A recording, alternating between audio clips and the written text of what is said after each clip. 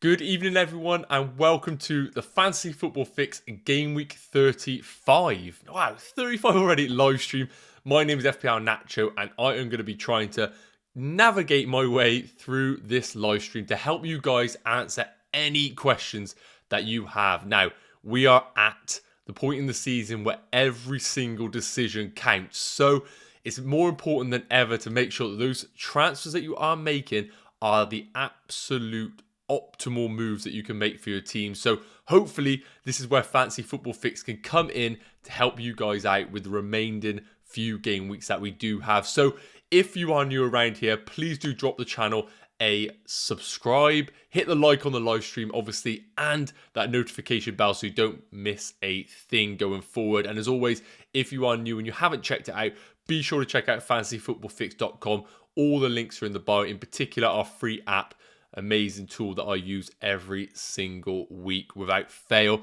Just seeing who is in the chat right now. Tom, hope you're doing well. Hope you're doing well, mate. Saying about Chelsea rotation. This is going to be an absolute nightmare, guys. I'm going to just give you a little bit of a pre-warning.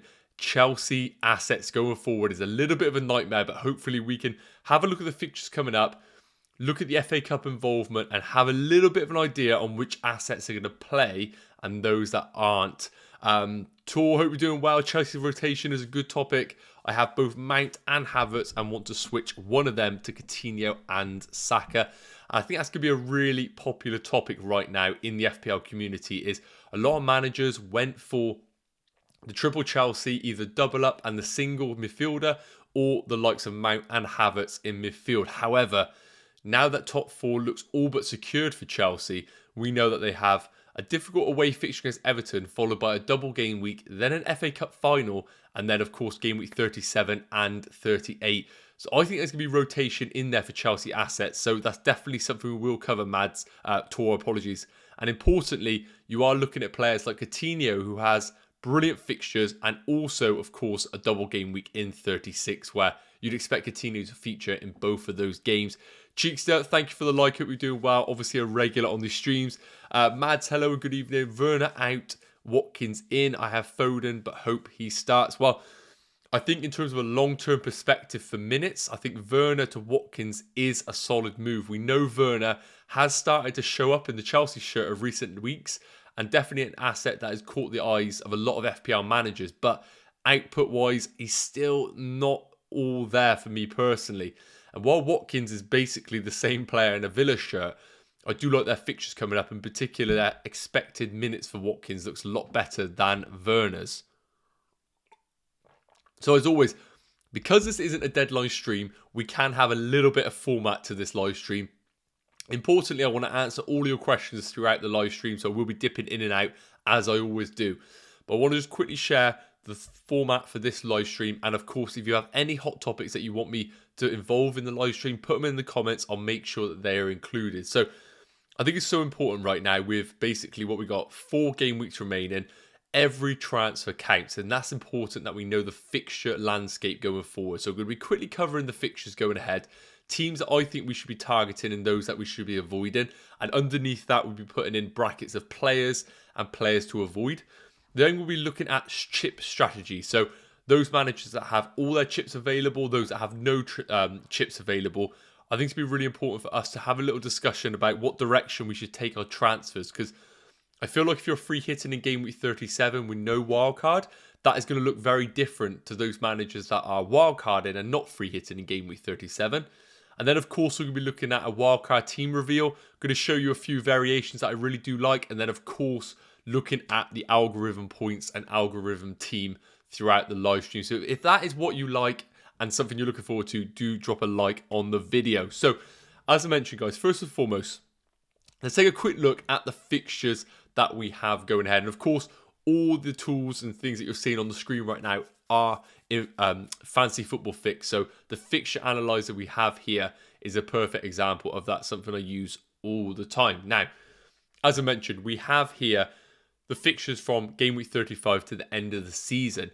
And what I do think is really important while we're having this discussion right now is while teams appear to have excellent fixtures, of course, we are basing this based on fixtures. We're not taking into account things like expected minutes for players, motivation for certain teams. And I think Leicester is a perfect example of that for us to consider. Now, as we know, they've played the first leg of the Europa League. Then they have an away fixture against Tottenham where effectively they have nothing to play for in the league. And then their second leg in Europa League, I believe on the Thursday night. So they're effectively going to have fixture this weekend, 4 days, and then a Europa League game, followed by a double in 36, double in 37, and a game week 38 fixture. So that's why I think this fixture analyzer is really important for us to discuss, because although the double in 36 looks great, I personally don't think that that is as an attractive fixture than we are first getting on paper. So Leicester assets, let's quickly touch on those. I think if you are looking to bring any into your team, they should be bench fodder players. And that is the ones I'm talking is Dewsbury Hall. Maybe a James Justin if you're really looking for a defender, but I personally am not really fascinated in that, or Fofana. I think there's too much risk right now while they remain in the Europa League to bring in the likes of Maddison, Barnes, or even Jamie Vardy. Now, if they do get knocked out of the Europa League, then we might see a little bit more of clarity about their team going forward. Maybe Brendan Rodgers wants to finish the season strong. And if that is the case, then someone like a Jamie Vardy may emerge as an amazing differential from game week 36 till the end of the season. But I think if you're wildcarding right now, Leicester players are incredibly difficult for you to involve in your team. And I think the only players that I would consider right now is Schmeichel in goal, because I know that he's guaranteed game time and he will feature over all these fixtures. And Dewsbury Hall of midfield just because of his price point. Now, Everton is another team that has slight question marks about it, but mainly because of the form of the team rather than the actual fixtures. No cup involvement. We know that these guys are gunning for every game to try and stay up in the Premier League. And while the Chelsea game is tough for Everton, they are playing against a team in Chelsea that are not necessarily the most motivated due to their FA Cup final involvement. And then a decent double game week against a potentially rotated Leicester team and a Watford team that may even be relegated by then, followed by a double against Brentford and Crystal Palace at home. So while Leicester are top of the charts, I actually prefer Everton assets for you guys to target based on expected minutes. And the players that I would put into the equation for Everton are going to be Gordon, same reason as Dewsbury Hall. I think he's great value at that price point, getting game time week in, week out, and the main attacking threat right now in that Everton team. Defence-wise, I can't really recommend you guys to go for any defenders. But what I do like is a potential punt on Richarlison in that front line. We've seen him on penalties in this Everton team. He's the main driving force in that front too, even though he is looking a little bit disinterested. And what I do like is that his expected minutes and game time is pretty much locked in from now until the end of the season. Something that we can't necessarily guarantee with the likes of Werner if you want to go down the Chelsea route, or even if you want to go for a Man City asset in that department. So I think minutes are so important between now and the end of the season, and that's why I would chuck Richarlison in the equation as somebody that we want to consider. Now, I'm going to quickly touch on Liverpool, Man City, because I think these are the players and also Chelsea and teams that a lot of managers are sweating over right now. Now, you can see that Chelsea are fourth best, fourth fixtures between now and the end of the season. Now, the only cup involvement that they do have right now is their FA Cup final against Liverpool on the 14th of May. So where does this fit on the timeline for their fixtures? Well, Everton away in game week 35. They'll then play Wolves at home, followed by Leeds away, and then 3 days after that Leeds fixture, they will have the FA Cup final. So, you know, you guys could think there's going to be Chelsea assets involved in that Leeds game. I personally think that Tuchel is going to rest a lot of players in that Leeds fixture. If Chelsea get 2 positive results, that could be top 4 all but secured with absolutely nothing to play for. Therefore, I think that Leeds fixture is a massive question mark for FPL assets. And that's why I think if we're in a position right now where you're building a wildcard team, I think there's a potential argument to go without Chelsea players from now until the end of the season. Now, if you are sat there right now with a triple up in Chelsea, a Reece James, a Alonso and a Mount, or a Reece James, a Mount and a Havertz, then I can see why you're sweating, because I personally think the Everton game is going to be a really tough game. I think Chelsea may concede in that game just because of the way that they're looking as a unit. And then we know that the Wolves game is always going to be a low-scoring affair. So the midfield options don't necessarily look the most attractive in that game. And then Leeds, they could get completely rotated out of that team. So I think if you're in a position right now, if you're buying, you avoid Chelsea assets. I don't think you bring any more in. I think if you're a Reece James owner, you stick, you hold with him. You've seen what he can do. The options available to Chelsea are very thin right now. And I think with Tuchel, he wants to get Reece James playing as much as possible. Yes, the FA Cup final is a priority, and I think he will get rested in the Leeds game. I'll be very surprised if Reece James is benched, or bench, start, bench. I think he starts 2 of the next 3 games. Now, if you are a Mount or Havertz owner, this is where the real problems lie. I think if you're doubling up on a Chelsea midfield, I think selling one of them is the right move to make. And my first priority would be going sideways to either Coutinho at Aston Villa or Man City's Phil Foden. Now, the reason I think that is just because I think Chelsea's midfielders are going to get rotated. Mount versus Havertz, I probably would sell Havertz first if I was to pick one. Now, it's a little bit contradictory because Havertz, being the number 9 in the Chelsea team, his minutes have been pretty decent.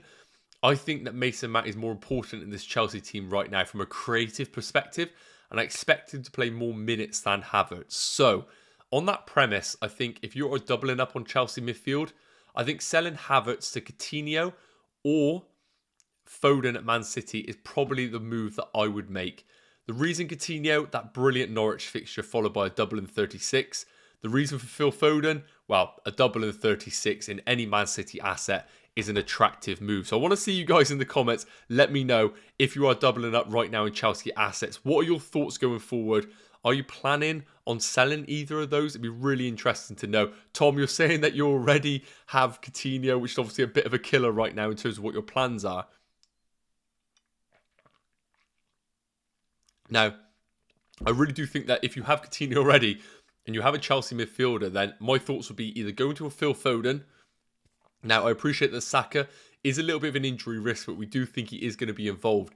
And I see the attraction right now for Arsenal assets. So I think Arsenal to Saka is still a solid move. But as I mentioned, apart from Tom, of course, who already has Coutinho, I think moving to Coutinho would be my first bet. And then I think Phil Foden would be second best on that list for me. AR say, thanks for the excellent quality content. I have 2 free hits left, thinking week 35 and 37 thoughts. Okay, chips we're going to be discussing in a minute. So that's a really good segue for us to cover in a second. So I'm going to quickly wrap up the fixtures here. Now, we touched on Chelsea. I think you have to sell one of the midfielders if you're doubling up right now. If you're doubling up on the defence, I would hold as we speak. I think there's less chance of rotation in that backline than there is in that attack in front. In particular, Alonso. If you have Alonso, I absolutely would hold Alonso in my team. I think that Tuchel has got a bit more trust in Alonso as a player from a defensive and offensive perspective. And I'll be very surprised to see an alternative in that spot for the coming game weeks. Maybe one rest, but not enough to justify selling Alonso. Now, Liverpool, Man City. We know that they're involved in a second leg of the Champions League. So I'm just going to quickly cover their fixtures. So you can see on the fixture analyzer here, Newcastle away in 35 and then a double of Tottenham and Aston Villa in 36. What isn't included in this is a Champions League second leg on the 3rd of May, which is going to be 3 days after that Newcastle game. So you need to almost visualize a Real Madrid second leg. Not a Real Madrid, a Villarreal second leg in between Newcastle and Tottenham. And you also need to remember an FA Cup final for Liverpool on the 14th, which is going to be wedged between Aston Villa and Southampton. So effectively, Liverpool got Saturday Newcastle, Tuesday Villarreal, weekend Tottenham, then Aston Villa the following midweek, and then an FA Cup final on the Saturday. So you need to remember that when we're looking at the fixtures going forward, that there are cup games to be wedged in between 35 and 36 and 36 and 37. And that is the reason why I think doubling up on the Liverpool defence is the viable move to make. Now, while I think there could be rotation, of course, we've seen Shimaka's come in now and then in a Liverpool team. I absolutely think that Robertson and Trent are going to play the majority of minutes between now and the end of the season. I think the only rotation that I could potentially see is Matip getting rested for Konate, for example. I think that is a potential rotation that we could see. But in that front line, I think if you have Mo Salah, you keep. And if you're looking to bring him into your wildcard teams, I still think he's a viable option.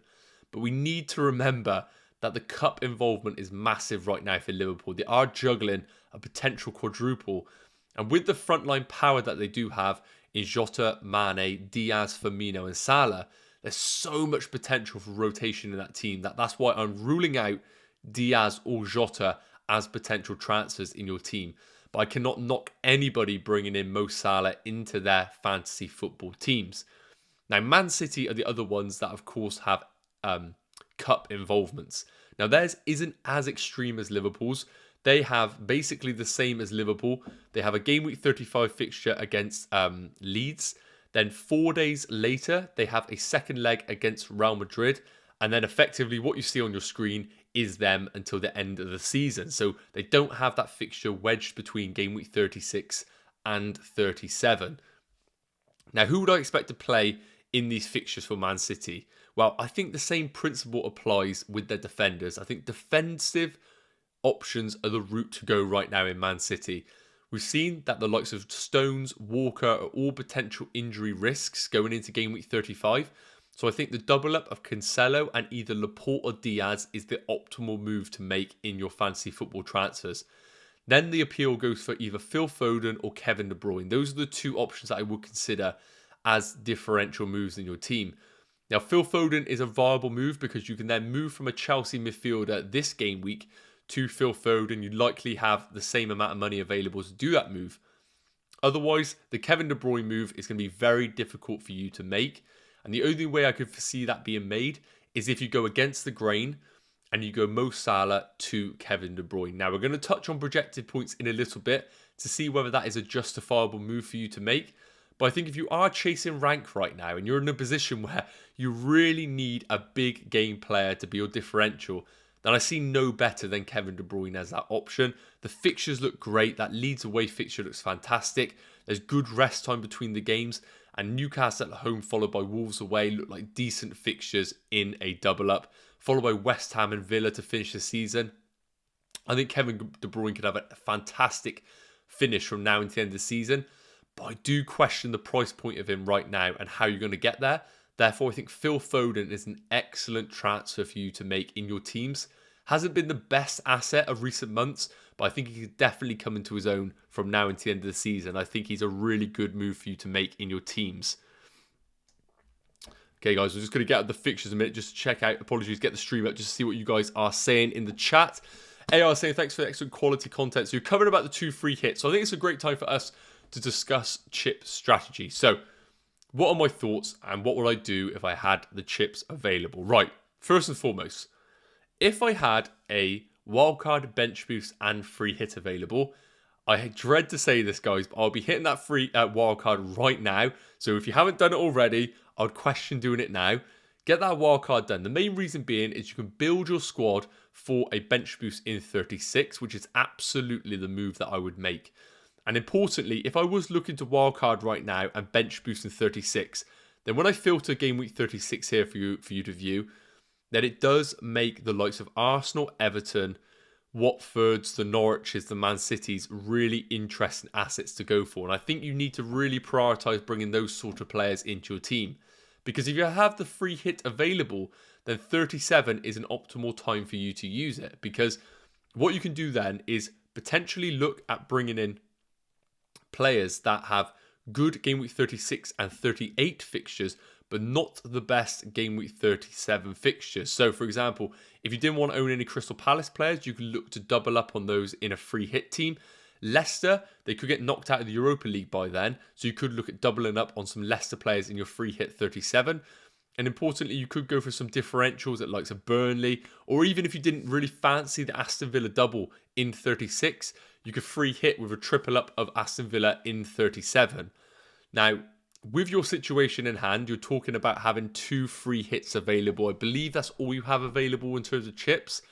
Then I think that a free hit in 36 is probably a really, really good move for you to make.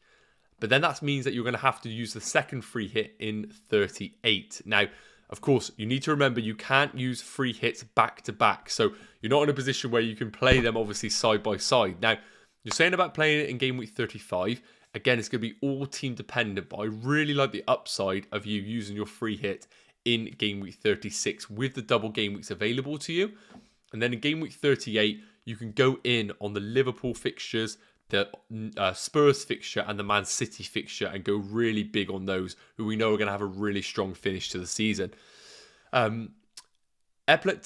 Epleti V is saying, what's to do with Castagne? Don't have cash.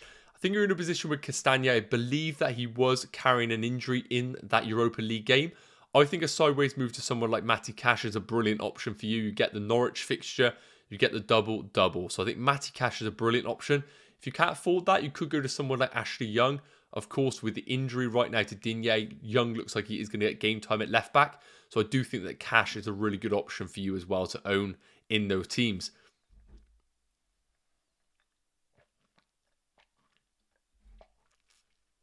Just checking out some of the other comments, guys, before we dip into the next hot topic. George 100 saying, plan on bringing in Coutinho or Foden. Which one is better?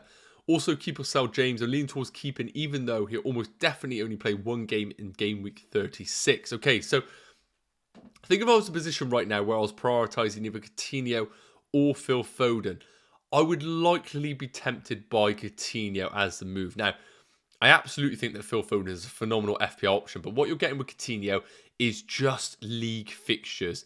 The Norwich game looks brilliant in terms of game week 35, and then you're getting yourself a double in game week 36 and, of course, a double in game week 37. So I think over the longer term, I think Aston Villa and Coutinho in particular is the way for you to move. I think there's a chance, and I don't necessarily think that is concrete, but you could see Phil Foden rested in one of the games of the game week 36 due to his exertion in the second leg of the Champions League. So it's worth mentioning that as well. I would love for you to have both in your team, but I'd probably just prioritise Coutinho of the two. And in terms of Reece James, I think Reece James is a hold right now. We've seen what he can do in one game week alone. Of course, getting rested in that first fixture in game week 34. What he done in that one game against Man United, he can easily do in one game in another double. And while that's not optimal, I think it's worthwhile holding Reece James right now as we speak. Cheeks is saying, I have triple Chelsea, Alonso, Mount and Havertz. Already have Foden, so might replace Havertz with Coutinho. Cheeks said, if I was in your position right now and you had no other fires in your team, I think Havertz to Coutinho is a really solid move. You might get rotation risk in this game week, and I think you're absolutely going to get rotation risk in that Leeds away fixture. Whereas on the other hand, you're bringing in a Coutinho who has a better fixture this week against Norwich, and then a double in 36 and 37, where I feel like I can feel much more comfortable about Coutinho's minutes over that period than Havertz's. So yes, I would absolutely make that move. And Rain saying about Foden most probably won't start. Sterling and Grealish will start. And again, while that isn't guaranteed news, I think we all know that the game time of Phil Foden is potentially a risk due to the Real Madrid game. And that's enough for a reason why I think Coutinho is probably a more viable move, because right now, between now and the end of the season, while explosive assets are great, game time is so important for FPL assets because we only have 4 game weeks remaining and there's doubles involved in there as well. We want to be getting as many minutes on that pitch as possible. And I think Coutinho is a really perfect example of that in those FPL teams. Okay, Ash is saying I have Laporte and Cancelo, was considering Jesus. Now, Jesus is a perfect example of short-term information for us to go off. Jesus, prior to them 4 goals, wasn't necessarily an FPL option for us. And although I think the temptation is there for us to go in for someone like Jesus, I just don't think there's enough clarity right now for us to think that he's going to get guaranteed game time in this Man City team. So I wouldn't personally be piling in on someone like Gabriel Jesus, although I do agree he could easily have another brilliant game week, and it could be the differential that we all avoid. And for those that do go lucky to go on him, then I think I applaud your bravery for sure, but he's not an option for me personally. And Lisa saying, hi Nacho, I have Havertz and Alonso.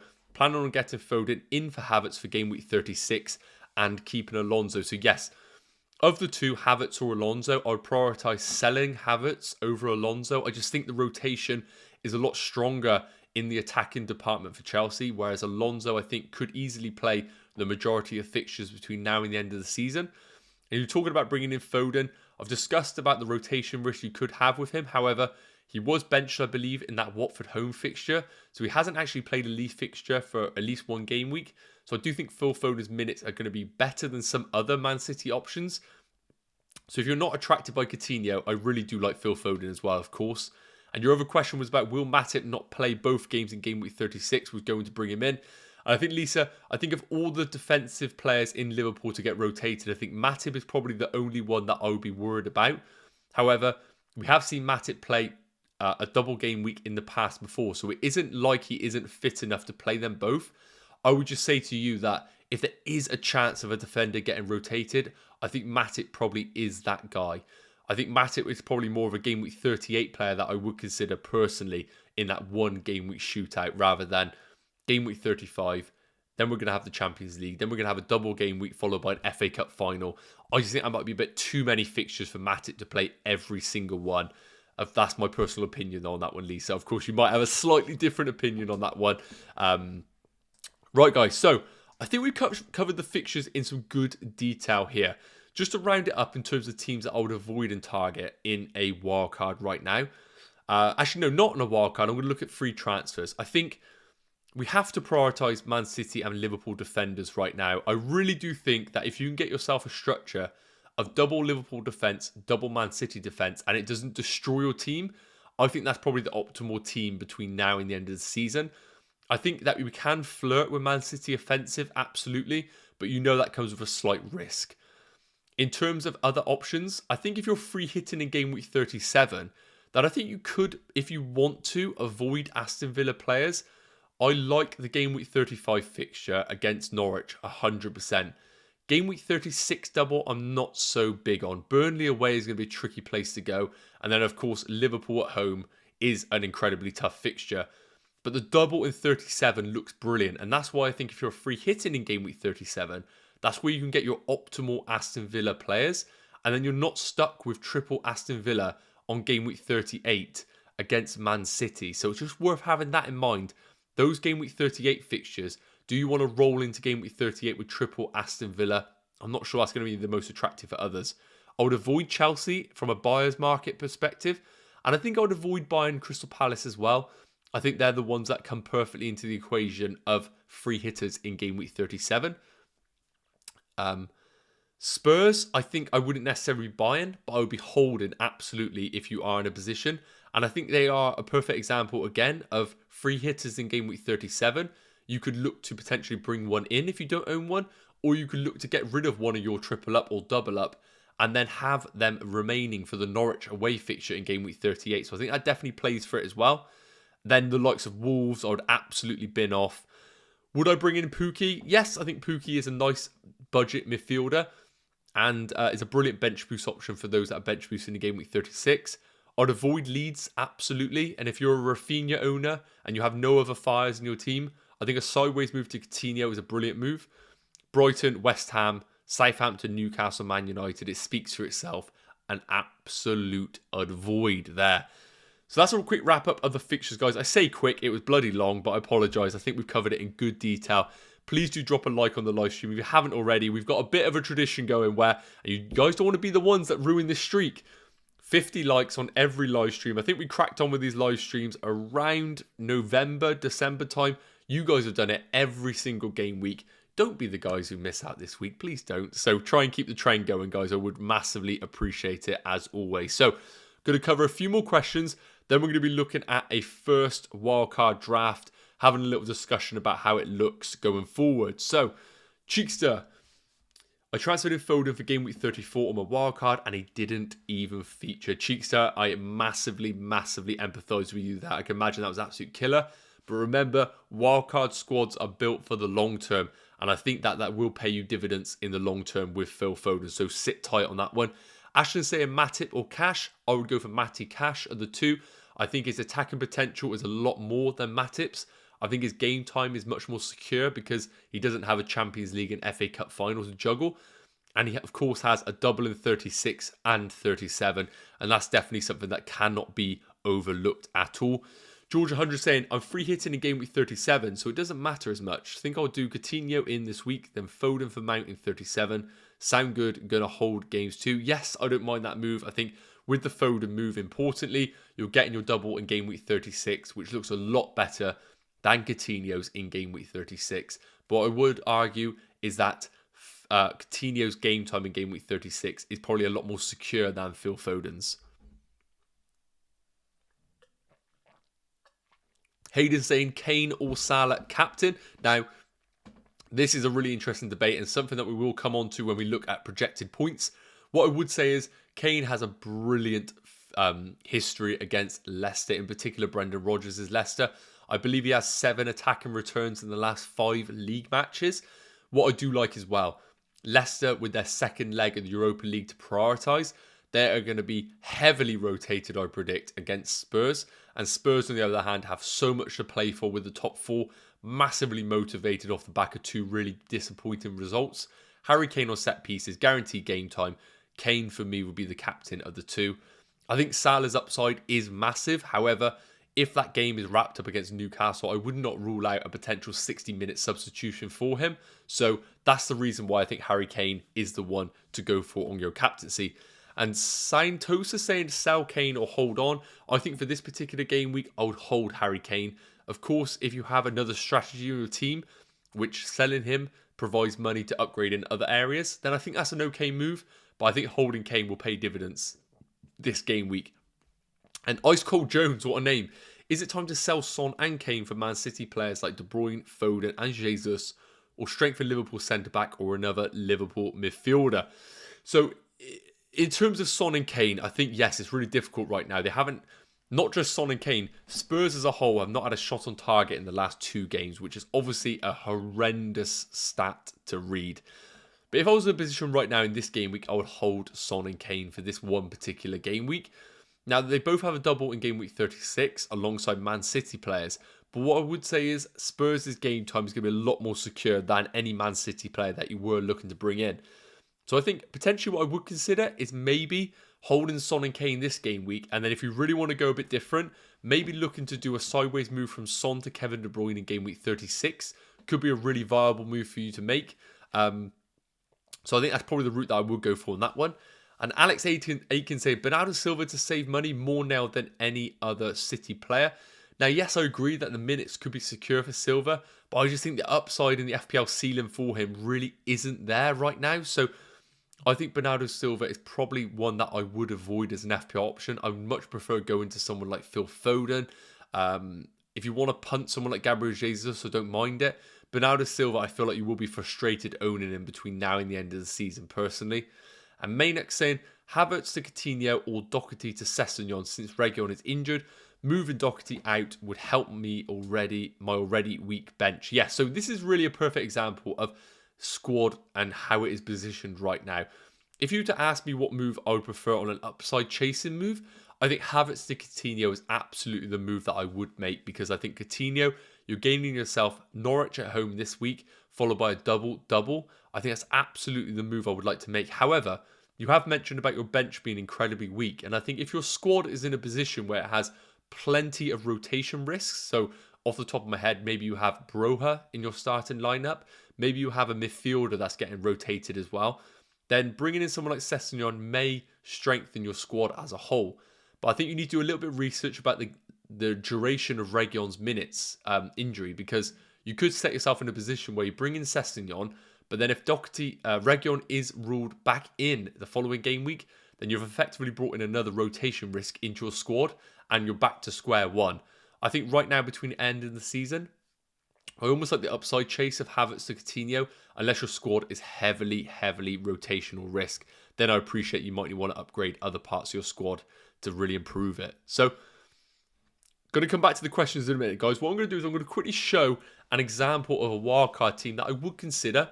I think it's quite well-rounded, nothing flashy. I think it ticks a lot of the boxes right now. So here is how the team would look if I was to potentially wildcard this game week. Again, it has 3.1 million in the bank, plenty of flexibility for us to rotate different players and look at different options available. But I just want to kind of show you the real kind of structure that my team would have. Now, this kind of squad is at the premise that I would look to probably bench boost in game week 36 or, for example, free hit in 37.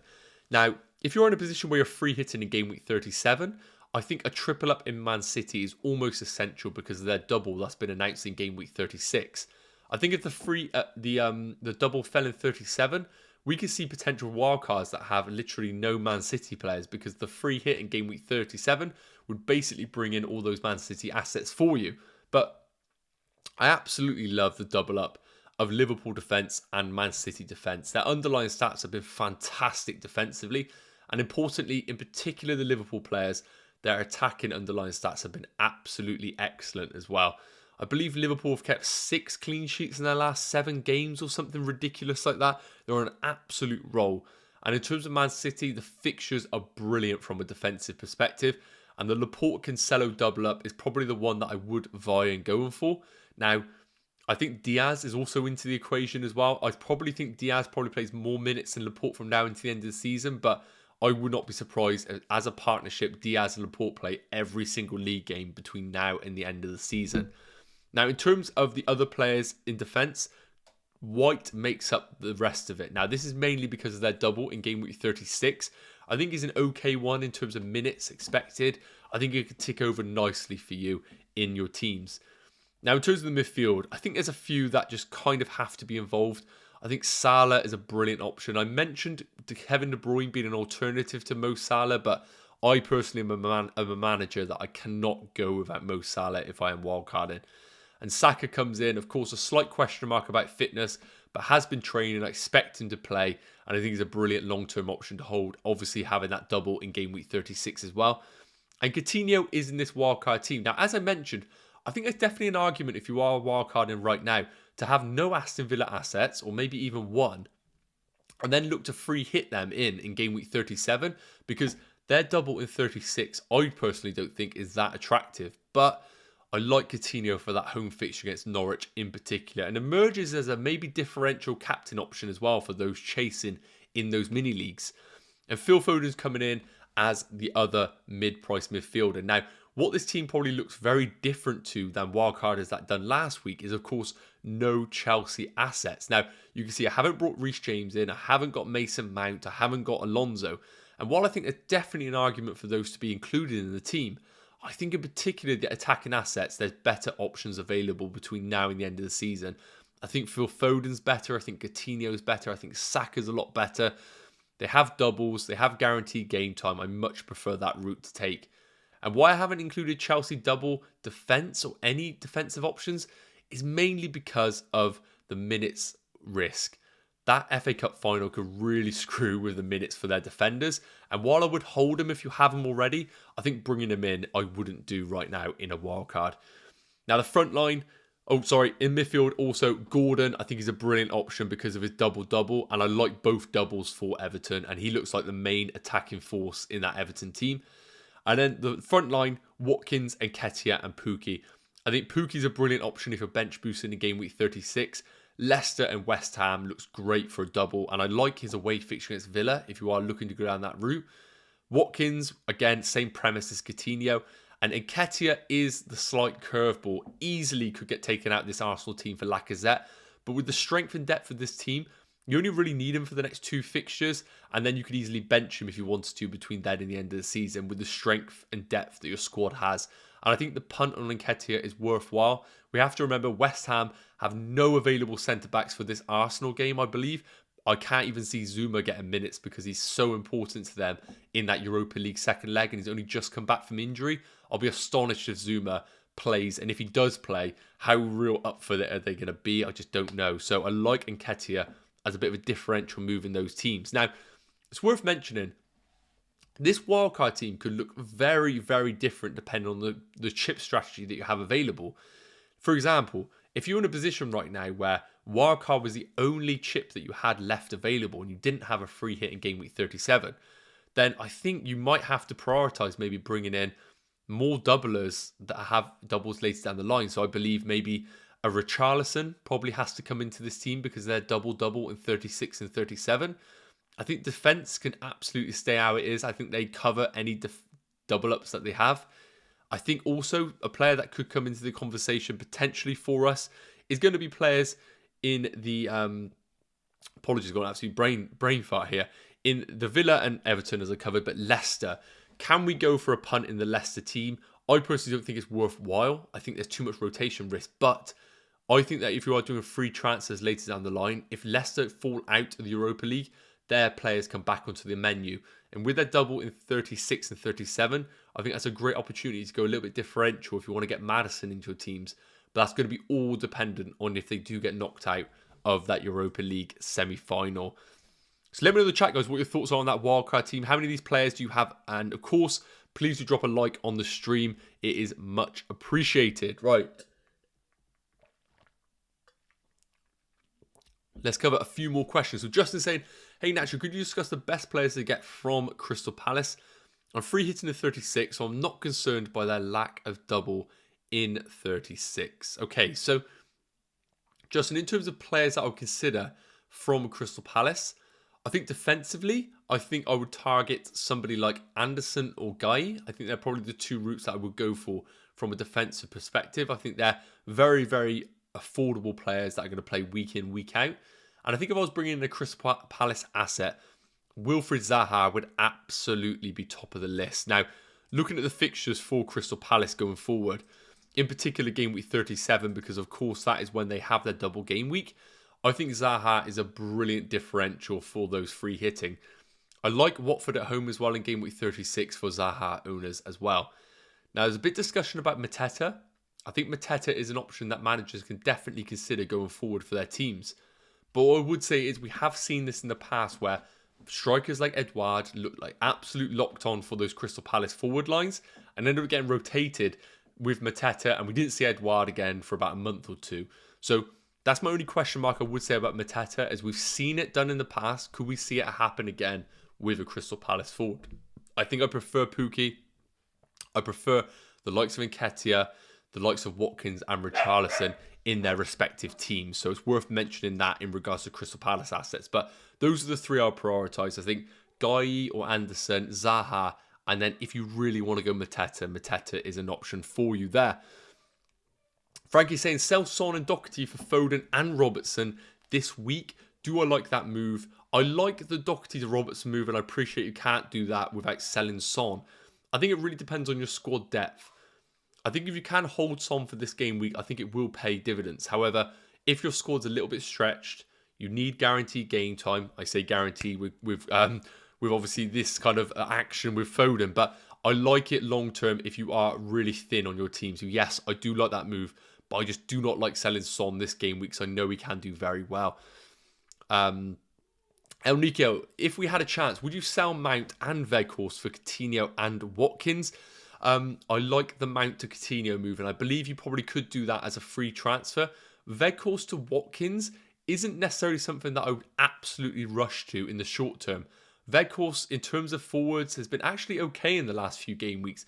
Expected goal involvement, he's been right up there with other forwards, and I know that's not much of a compliment in the forward line right now, the way that they're all playing in the game, but I don't mind Weghorst for this game week in particular against Watford. So I really do like the Mount to Coutinho move.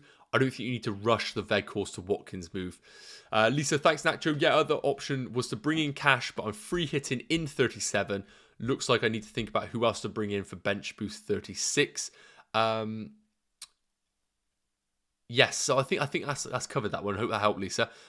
Is a vibe, should I sell Barnes? Yes, I think I would sell Barnes. Yes, he could emerge as an option in game week 36 and 37 if they get bombed out. But I think if you can afford someone like Coutinho, I absolutely would just go sideways to someone like him, whose game time is much, much more secure. And Gitonga is saying, ideal Man City players less likely to be rotated. Well, unfortunately, I don't have a crystal ball. Otherwise, I would provide you with 3 of the best options to own between now and the end of the season. But if I really had to put my hat on it, as I mentioned, defenders is exactly where I would go if you want guaranteed game time. And that would come in the shape of Cancelo and then either Diaz or Laporte. I think either of those two are really good options.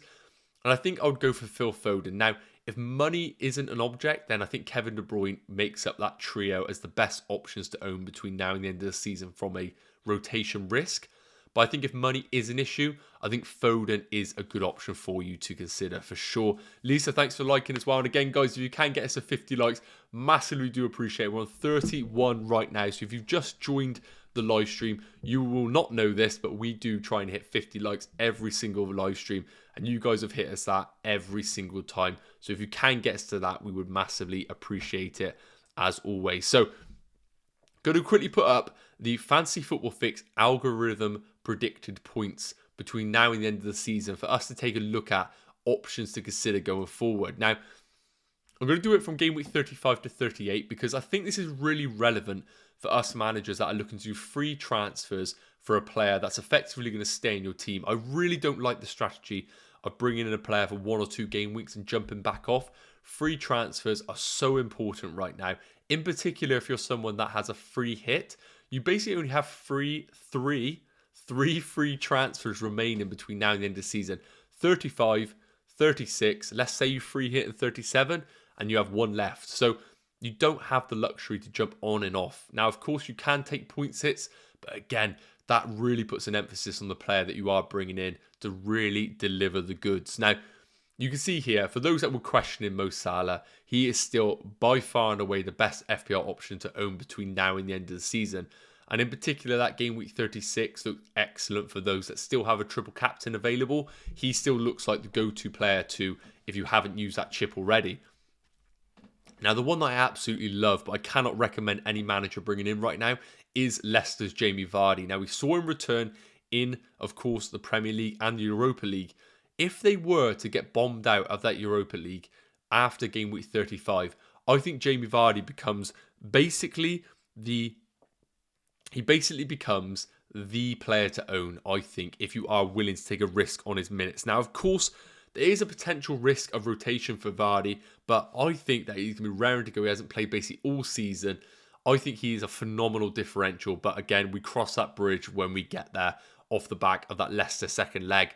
Now, again, a lot of managers are potentially considering with their wildcards going against Mo Salah and bringing in Kevin De Bruyne as the guy to basically go against Mo Salah as a captaincy option.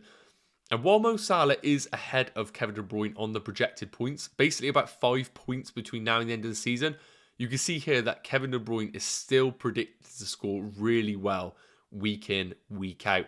And what I would say as well is I think Kevin De Bruyne's game time is pretty secure between now and the end of the season as well. He's basically, I wouldn't say carried Man City, but he really, really has stepped up over the last few months for those that have been watching him. He's been the guy to really raise the team in moments where they've needed it. And I think Pep is going to be foolish to drop him from that team. So I really do like Kevin De Bruyne as an alternative if you are wildcarding and you really want to go against Mo Salah. He definitely is backing up in the projected points, even though Mo Salah is slightly ahead. Now, other players I think is worth noting. Son, I think that's a player that a lot of managers are potentially looking to sell right now. He is definitely one that you could easily sit on between now and the end of the season and just roll with, and I think he would tick over really nicely for you. In particular, I like this game week massively for them because of the potential of Leicester being heavily rotated. I think there could be a real feast for Spurs players in that game. And importantly, their fixture in game week 38 is one of the best. And you can see there, he's projected to score some of the highest points in game week 38. So while you might sell him, have to remember game week 38 could be big points for Spurs players. Now, I don't really like Maddison right now, but again, he comes into the same bracket as Vardy. If they go out of the Europa League, there's a chance that he comes available as an FPL option. Other players that we need to quickly touch on. Havertz, yes, he is appearing in the projected points, but again, I don't think we necessarily are considering the rotational risks that they are offering with that FA Cup final. So do take Havertz with a pinch of salt there. And again, the likes of James appearing high as we would expect as an FPL option. So, going to leave those projected points up for you guys. What I am going to quickly filter it by is this game week in isolation for those that are potentially more interested in just this game week. And I'll leave that up for you. No surprises again. Mo Salah is top of the tree on 6.8 projected points. Kevin De Bruyne on 6.5 and Mahrez on 6. But again, those Spurs players looking really good. And if we were to see a team sheet revealed with mass rotation for Leicester, I would expect those projected points to even more increase rather than decrease for Son and Kane. So let's get back to the questions, guys, and we can answer a few more that I have missed. So Anthony saying, should I swap Werner for Gabriel Jesus? I think the problem that you are doing there is you're basically selling a rotation risk for another rotation risk. And while I think Gabriel Jesus is a great option when he does get game time, I don't think I can personally sit here right now and say to you that Jesus is going to play more game time than Werner. So from that premise, I can't recommend that transfer. Of course, if you're in the kind of thought process that Gabriel Jesus is now an absolute starter for Man City, then for sure, I really do think that he could be an option for you, but I just don't think the game time is enough for me to justify that transfer. Hassan saying, would you do Salah to Kevin De Bruyne for game week 36? Well, of course, I had the projected points up there for you to view. And in terms of the next 2 game weeks, you can see there that it's really, really close between the two. But again, we have to take into account that Mo Salah does have an FA Cup final 4 days after double game week 36. De Bruyne, on the other hand, only has the second leg of the Champions League to contend with. So if you are in the sort of thought that there is a chance of Mo Salah getting minutes managed or even rested for one of the games, then I think the move to Kevin De Bruyne could be a really shrewd move for you to make between now and the end of the season. I think that he is a brilliant option, in particular as a captain differential if you are chasing those mini leagues. I think if you're in a position right now where you're first in your mini league, you've got a really great rank, I don't think you necessarily need to go from Salah to Kevin De Bruyne, because I don't think that necessarily the upside is as big as it would be using that free transfer, if that makes sense.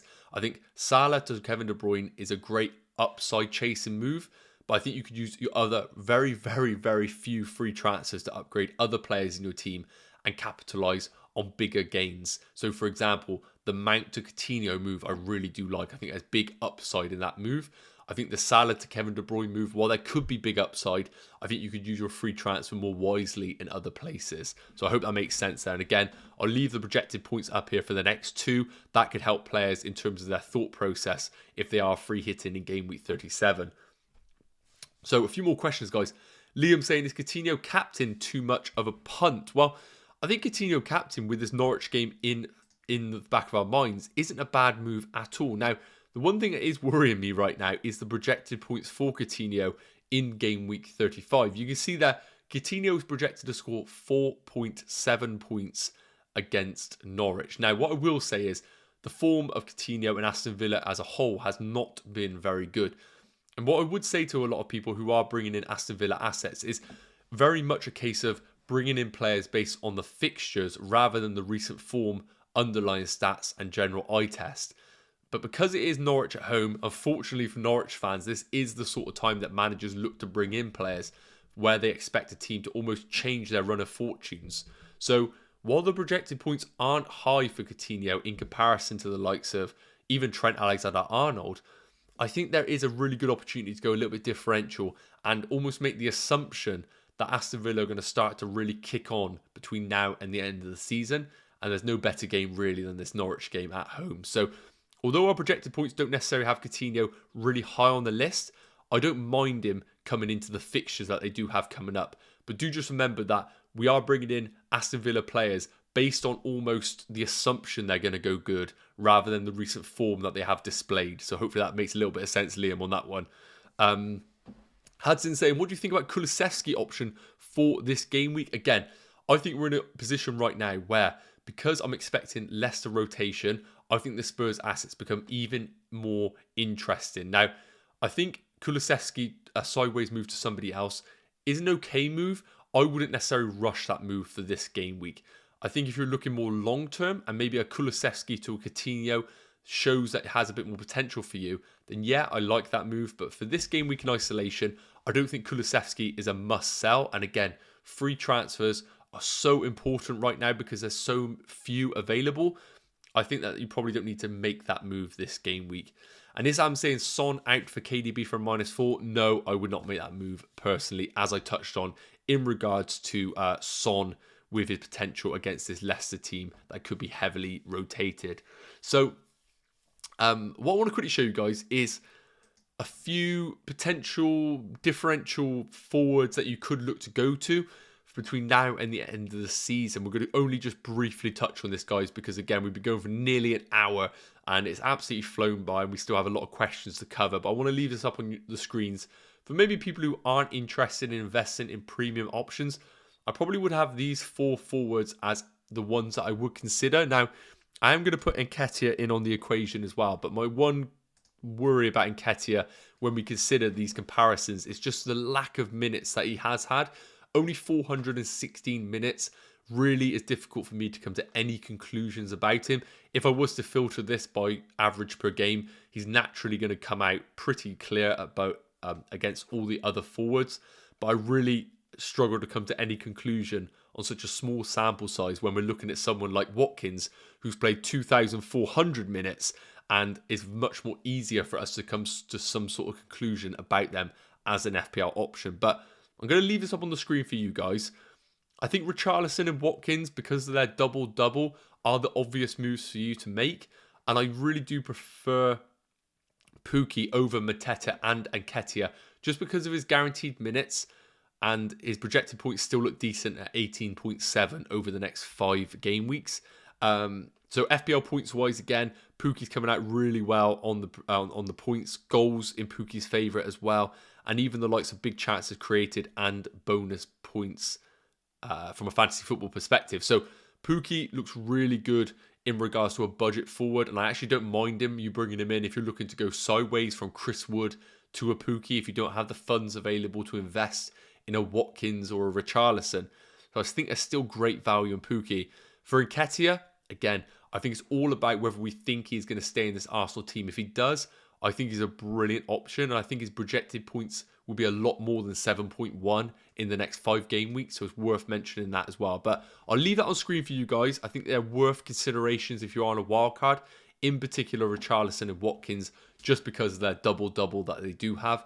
Naturally, with higher minutes, 180 minutes, means higher FPL ceilings, as you can expect. So I'll leave that on screen for you guys to check out, and I can come back to the questions and try and answer some more before we do tail off this live stream.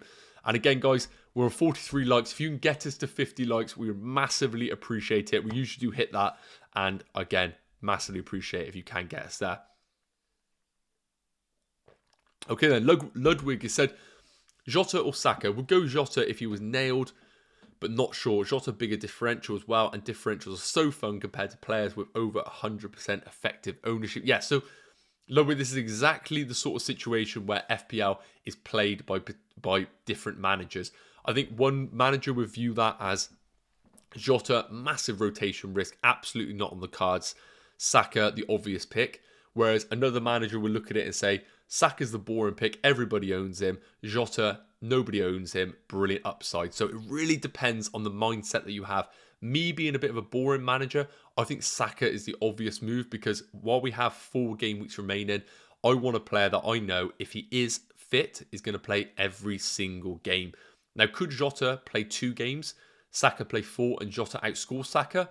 Absolutely, that could happen. But where I view it is, if we were going to play out that scenario 100 times, I would go with the guy that has the higher minutes, because I think the ceiling is a lot higher from an FPL perspective for him.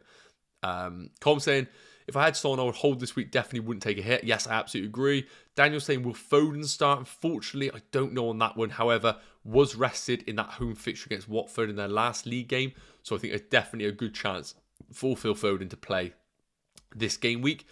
Big Grant saying, who to start, Barnes or Rafinha? Well, coming back to our projected points, Barnes versus Rafinha, I think the really difficult one for us right now is that we don't really know whether Barnes comes into the equation for Europa League's second leg. Now, we know that Rafinha's game time is going to be absolutely locked in, but he has a really tricky fixture, of course, against Man City. And with 3.6 projected points, it's not necessarily the best. Barnes, on the other hand, 3.1 projected points. So while Rafinha has the tougher fixture on paper, I think I probably would go for Rafinha, mainly because I'm getting guaranteed game time. Yes, it's against a very tough opponent, but I know that he's going to get that game time, whereas Barnes is going to be in a rotated Leicester team against a tough Spurs opposition, and he might not even play the full 90 minutes. So on that premise, I would go for Rafinha, just because of the minutes expected for him as an FPL option. Julio, hope you're doing well. Hello from New York. That's awesome. Good to hear we got some overseas fans. Question for you. I have Salah, Ramsdale, Cancelo, Laporte, Alonso. Okay, hang on. You've finished the question. Dyer, Saka, Ramsey, Salah, Son, Bruno, Gomes. Good player, obviously. Tony, Pukki, and Nketiah. Who do I bench? Let me know what you think. Okay, so first and foremost, with the fixtures that we have in place, in terms of the goalkeepers, again, we can look back at our predicted points here to help you out. But based on predicted points, Salah is predicted to score more than Ramsdale. Ramsdale is projected to score 3.6, Salah 5.1. Now, of course, it is worth noting with Salah that Wolves have been really, really uninspiring. They haven't kept a clean sheet in their last 4 league matches, and they haven't really been good on the eye test either. And we know that Kilman is ruled out long term as well, so that is going to hinder them. Ramsdale, on the other hand, with his fixture that he has this week away to West Ham, what I would argue is, although his projected points are a lot less, they are playing against a West Ham team that is likely to be heavily rotated due to their Europa League involvement. So I think if you are really, really unenthused by the Wolves' defence, I think Ramsdale is absolutely a good pick. But based on our projected points, Salah is the way to go for your team. Now, the rest of your team, I think you absolutely have to play Cancelo and Laporte. And I think Alonso has to play as well. I think you might be missing another defender in there, but I would bench Dyer of your team. Unfortunately, I think the other 3 come ahead of them. And I think Saka, Salah, Son absolutely have to play. And then I even like Tony's fixture away against Man United, Pukki and Nketiah. So of those, I probably would look to bench Ramsey of Aston Villa and Dyer and your other defender. And I'm not sure who your other defender is. Hopefully that helps you out on that one. Pripal saying, keep Kane or move to Son. I wouldn't be looking to do Kane over to Son if that's your move. I'll just absolutely keep Kane in your team. CDN Bluebird saying, move Reece James to cash in 36 to fund a bench boost for a -4, or make peace with using this chip with a rubbish bench. Well, I think if you're in a position where Reece James has a double in game week 36, but we are at the assumption that because of the FA Cup being only 3 days after that Leeds fixture, Reece James doesn't play, then I think the -4 for cash is worthwhile. You're going to get an Aston Villa asset that plays in both games, while it may be tough with the home fixture against Liverpool. And then with the -4, because you may be selling a player that isn't going to play, it's not actually a -4, it's more a -2 because you're getting those appearance points. So I don't mind that move. What I would say to you is, while the bench boost can sometimes cloud your judgment, we need to remember that after that, Reece James can still be a brilliant option going forward. And what I do like about Matty Cash, though, is the double in 37 as well. I think that will pay you back in the long term. Julio, you're saying that your other one's Robertson. Okay, so absolutely have to play Robertson. I would bench Dyer, I would bench Ramsey, and I most likely would bench Tony and play Pukki and Nketiah. I hope that helps on that one. Kathdan says, should I take a -4 for Weghorst to Watkins? No, I don't actually think you need to rush to make that move this game week if you don't want to. Now, if you're looking at it from a longer term perspective, then yes, I do like that move. Weghorst is projected to score 3.4 points, Watkins 4.5. So based on a -4 point hit, it's very rare that when you do a -4 point hit, it pays it back in that game week in isolation. So it's worth noting that. However, Watkins is going to give you a double in 36 and a double in 37. So I think if you look at it more long term, then yes, I like the -4, but almost view it as, if I don't get the payback this game week, I'm not going to judge it on this game week, and I hope that makes sense. Kevin, Foden or Havertz? I would go for Foden, absolutely. Over that time frame, I think Havertz's minutes could be massively at risk. So, guys, I think we're going to have to wrap it up a minute because we've been going for over an hour. What I do want to show you guys, though, is the Game Week 35 algorithm squad for you guys to check out. Now, for those that don't know this is effectively a algorithm squad based on the projected points for this game week coming up in isolation, of course, with a budget in mind. Now, this is perfect for those that are potentially looking to free hit. So if you have a free hit 35, then this is absolutely up your alley. And for those managers that are maybe just looking at a 1 week punt, again, do take into account this algorithm squad because we are trying to pick out the best players for this game week. And again, if you are tuning into future live streams, you absolutely have to tune in to the Game Week 37 live stream where we will be revealing our algorithm squad. I know a lot of you will be free hitting then, and that will be a really interesting watch around that time period. So just keep that one in your calendars for later on, guys. But the algorithm squad, Salah in goal, as I mentioned. Wolves personally have been really disappointed from a defensive perspective, and the underlying stats haven't been good either. But against Brighton, we got to back the projected points, and Salah is between the sticks there. Now, a back two with Laporte and Diaz from Man City looks really good. I think I would prefer Cancelo. However, with the budget in mind, I think Diaz and Laporte are really solid holds. And we have to remember that Laporte in particular is an attacking threat from set pieces.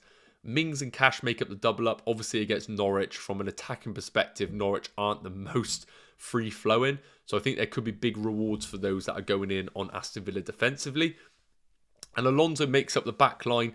Obviously, huge returns in game week 34. Congrats to anyone that did go down that route for Alonso. I think he's still a solid hold between now and the end of the season. I think his game time is going to be decent because of the lack of options available at left wing back. So Alonso looks good hold for this game week.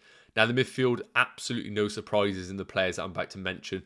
Mo Salah, as we mentioned, top of the projected points. Do think he's still a great option and captaincy option for this game week.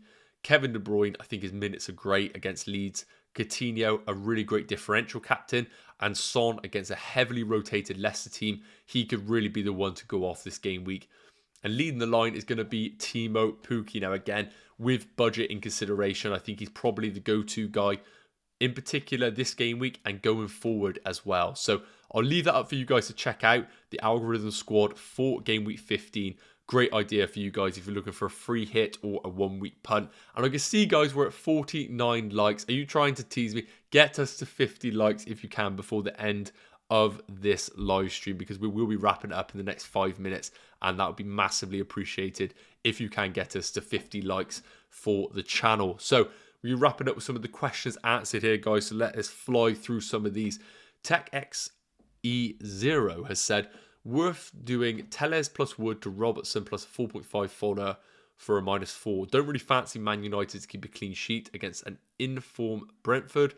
And all I want to get Robbo in next week anyway. Yes, so first and foremost, all about your squad depth. If you can have a 4.5 bench fodder, then I probably would recommend going for either Gordon or Dewsbury Hall, because I don't actually think they are bench fodder. I actually think they're viable options to play in your team because of the double in 36 and 37 that they both have. So I do like it from a -4 perspective if you view it over a 4 game week period. Kevin, and who is the best keeper from now till game week 37? Well, if we're including game week 37, then we have to include Schmeichel in that equation. So I think Schmeichel is probably up there just because of his double in 36 and 37. Kaftan is saying, should I take a -4? Oh, apologies, but if you're not including 37, I think Edison is up there. I think he's a brilliant option, Edison. Should we take a -4 from Madison to Coutinho? Yes, I do like that move, but again, look at it more long term. And should you take a -4 from James to Laporte? No, I would not do that this game week. Anas is saying, which is better, Foster, Alonso, De Bruyne, Richarlison, and Nketiah? Okay, or Foster, Laporte, Foden, Vardy, and Nketiah? I would go for the first move that you have mentioned there. Main reason being is because Vardy is a minutes risk and Nketiah could potentially become a minutes risk. I know you have Nketiah in the other one, but I think I like the balance of the first one that you have mentioned there, in particular with Kevin De Bruyne being a brilliant captaincy option for you.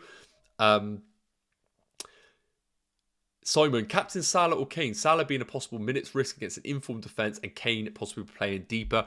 I would go for Kane of the two. Now, that's in a personal opinion. If you're looking at just the projected points, which I appreciate a lot of you guys are here for, then yes, I think Salah is the route to go for. But I'm expecting a rotated Leicester team.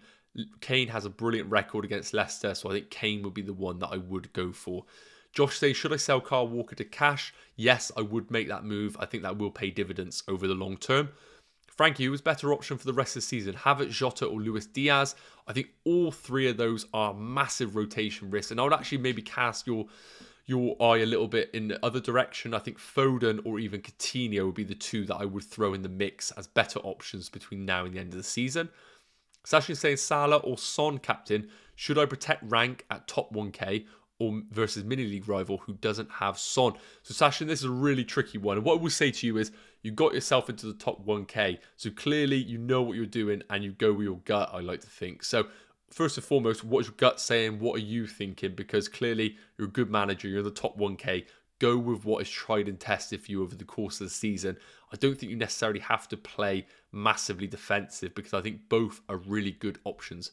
What I would say to you is, and I'm not going to make a decision for you here because I think it's really difficult when we are considering mini league rivals and top 1Ks and stuff, is I think the caveat for Salah is against a better team in Newcastle who have won, I believe, 6 of their last 7 at home and kept decent underlying stats and has a obviously second leg to consider in the Champions League, whereas Son effectively has nothing to play for apart from top 4 against a heavily rotated Leicester team. So what I would say to you is Salah has the higher projected points based on our algorithm. So that premise, Salah is the go-to guy.